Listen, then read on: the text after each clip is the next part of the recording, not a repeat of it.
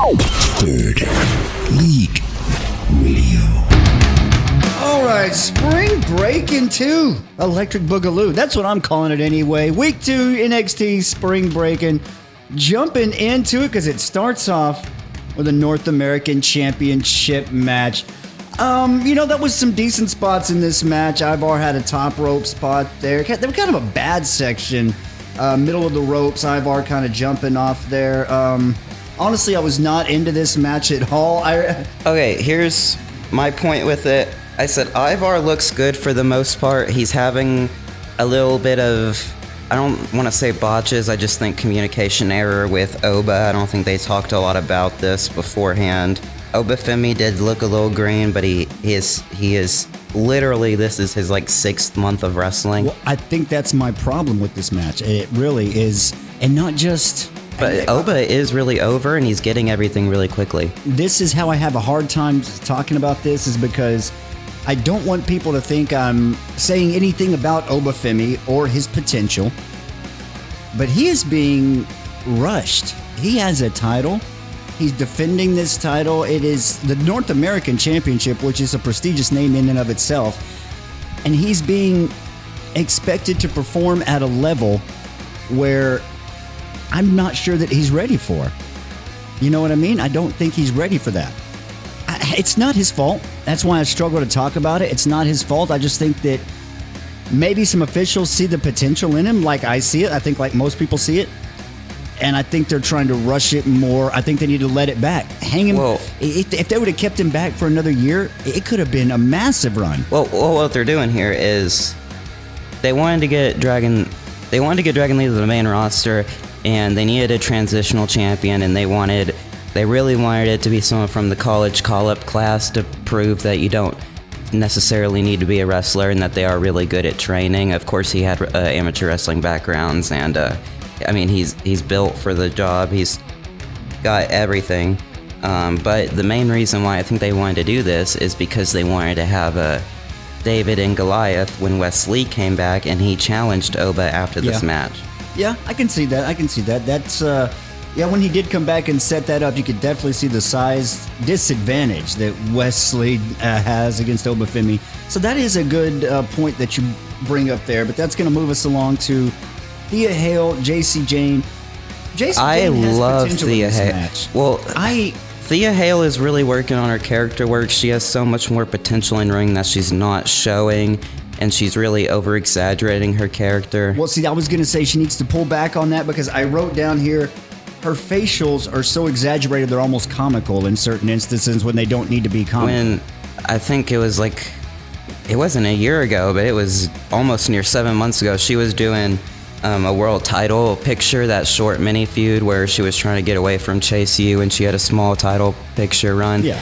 She was doing great wrestling there, and she was turning heel, and she was doing great with JC Jane, and then they made it to where JC Jane was just using her, so now she's with JCU again.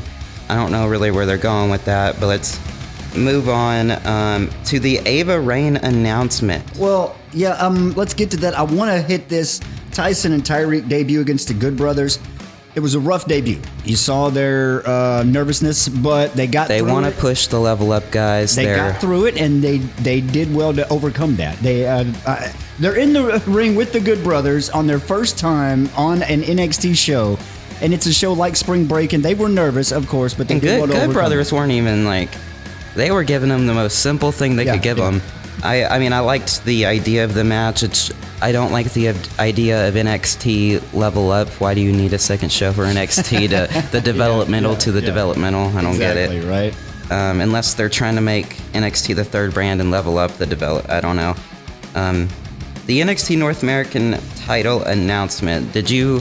Yeah, well, this is something I didn't quite understand. I'm going to wait to see how they play it out. But basically, there's going to be a combine of all the women there. There's going to pick 12 women from this combine, the top 12. Those 12 are going to have 6 matches, I guess random pairing against each other, and the winner of those matches are going to go on to be in the ladder match to determine the new Women's North American Champion.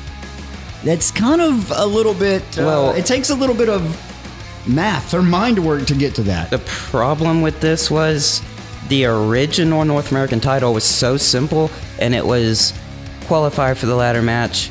You're in the 6-person ladder match. You have 6 of your most over mid-card NXT guys that honestly look like main event guys. You had Ricochet, Velveteen Dream, Adam Cole, all those guys in that match. So them saying they're going to try to reminisce that is really not really disrespectful, I'd say, but almost like they're not.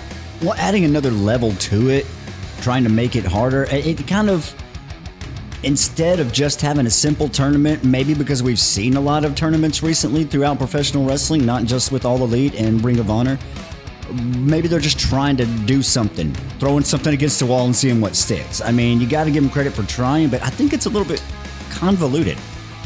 I mean, there's not much left on the rest of this show. The main event was not anything really big, except for Pete Dunne and Tyler Bate returned to NXT, which makes me a little pissed off, but I'm not gonna, Well, I want to get to Shawn Spears and Ridge Holland because Do you really? Because I did not like that match. No, I literally wrote nothing match and wanted to skip it. No, okay. Yes, I agree, but I think here's what you're missing. Like, it was a little bit of a test for Ridge Holland. He passed it. It wasn't anything that I'm going to write home about, except for to say you could see Shawn Spears clearly being the in-ring producer of this match as it's happening. You can watch the match and you can see what I'm saying. Shawn Spears is calling this match. He's producing this match as it's happening, and Ridge is following him. It may have been a simple match, but I think it was done just for that reason. The main event, there was a lot of breaks in between it. I really think they could have talked to the network and got shorter breaks or no breaks, because the picture-in-picture really did not help the main event at all. We saw barely any of it. Bate and Dunn come back to help Frazier and Axiom retain over the Authors of Pain, who have been trying to demolish NXT in the main roster. I did want to talk about the beginning promo, because you actually missed it. You were out. So let me fill you in on it real quick. Trick Williams talking out there. He's got a gold satin robe, kind of, sitting there with his title, feeling himself, high on himself and his ego. Lash Legend comes out, and they have this. People have been talking about it on Twitter, and it's honestly why a lot of. What did she give him? Well, no. It's not even about that. It's Shawn Michaels. The reason why his show is TV14 is because he has horny booking. Because that promo was like, oh yeah, you want to unwrap this Reese's cup and get to the golden center, don't you? Stuff like that. It really, you just need to watch it. Lash Legend was waving a contract every 2 seconds, teasing a contract deal from Noam Dar, possibly versus Trick, but that is NXT Spring Breakin', better than last year. Third League Wrestling Radio.